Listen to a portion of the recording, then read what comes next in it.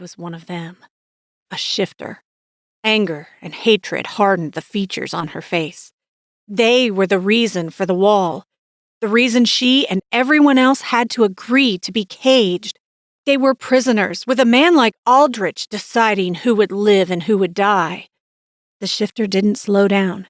He continued toward her and didn't stop until he was only a few feet away. The wolf stood, just outside her reach.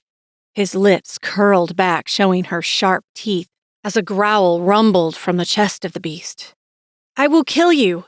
I am not afraid of you," Cara said, ignoring the shaking of the blade in her hand. It was the cold, not her fear.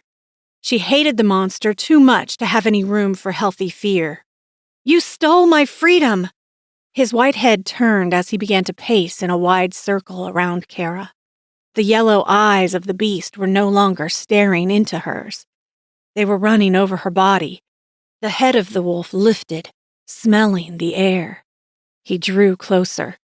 "Not another step," Cara growled through clenched teeth. The wolf snapped its massive jaws together. The clap of teeth against teeth was like a gunshot. She almost dropped the blade. The wolf leapt toward her.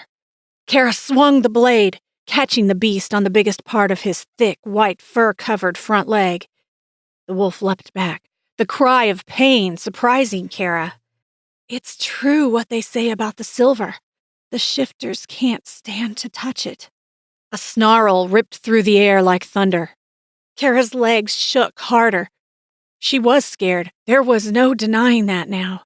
The wolf snarled and barked at her, his rage clear to see. "This is it." She held the blade with both hands, pointing the tip toward the enraged shifter. The wolf came at Cara fast, catching her right arm with his powerful jaws. Cara released the blade with her right hand, taking it into her left. Pain radiated through her arm, but she was used to pain. It was the sight of the blood and the sharp teeth that made her cry out. The wolf released her arm, his huge head rising. His yellow eyes widened at her. Cara brought the handle of the blade down hard, catching the wolf on the side of his head. A small yelp of surprise, more than pain, came out of the beast, and he shot away into the forest. She gripped the weapon and stumbled forward. "I have to get deeper into the woods. Aldrich, he'll be coming." Darian crouched low, watching in disbelief as the wounded human trudged deeper into the forest. A woman? He didn't know until she screamed. The stench of the water covered her feminine scent. The way she'd acted, determined to pull the body from the water, he'd assumed it had been a young boy. What he'd taken to be a cape was not a cape at all. It was a dress. I attacked a woman. The guilt that poured through him was overwhelming. It shouldn't make a difference. If she was a murderer, then she deserved death just like the other hunters that came after Darian's pack. His family. It did matter, though. She was a weak, human woman. The skin discoloration on her face was proof of abuse. The woman was misused. She was mistreated by her own people. The betrayal of enduring abuse from her people, her family. It must be what drove her to murder. She continued walking. As she moved, chunks of mud and filth from the moat began to slide away from the material of her dress. It was a blue nightgown. What he'd mistaken for large clumps of mud he now recognized were the womanly curves of a female. The rip up the side of the ruined nightgown gave Darian glimpses of long, lean legs. How the hell did I ever think she was male? She should be too exhausted to continue.